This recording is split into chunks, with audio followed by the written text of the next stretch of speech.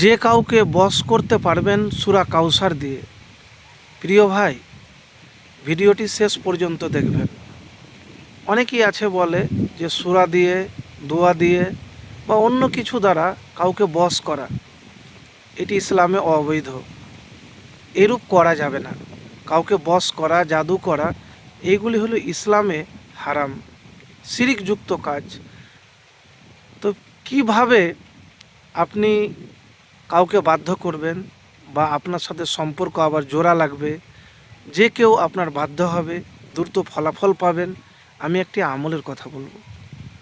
তো প্রথমেই বলি যে দেখেন, সূরা দোয়া দিয়ে কাউকে বশ করা, কাউকে জাদু করা, এইগুলি ইসলামে জায়েজ নেই। এইগুলি থেকে বাঁচবেন। কাউকে জোর জবরদস্তি বশ করা, নবীজি সাল্লাল্লাহু আলাইহি সাল্লাম এসব জিনিস নিষেধ করেছেন। তো এইগুলি থেকে বাঁচবেন।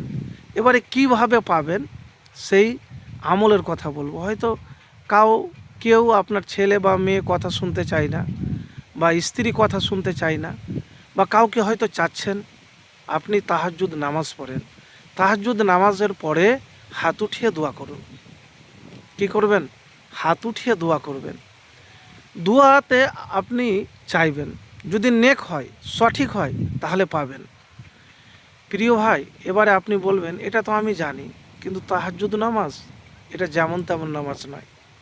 এই ঠান্ডার সময়তে উজু করার পরে তাহাজ্জুদ নামাজ আদায় করা খুবই কঠিন কাজ, কিন্তু মুমিন মুত্তাকিদের জন্য নয়।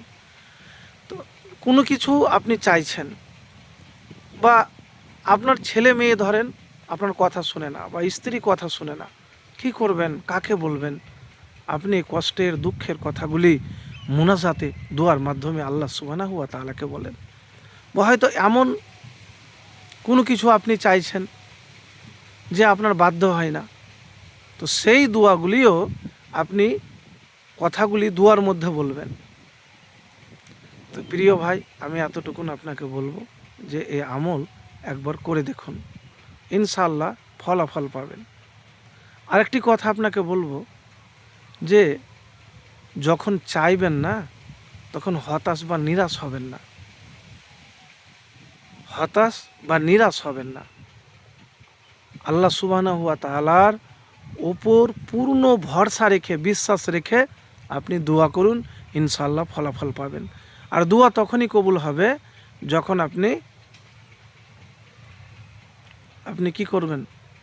মুত্তাকি আল্লাহওয়ালা হতে পারবেন। তো এতটুকুন বলবো ভাই, একবারে আমল করে দেখুন, ইনশাআল্লাহ ফলাফল পাবেন।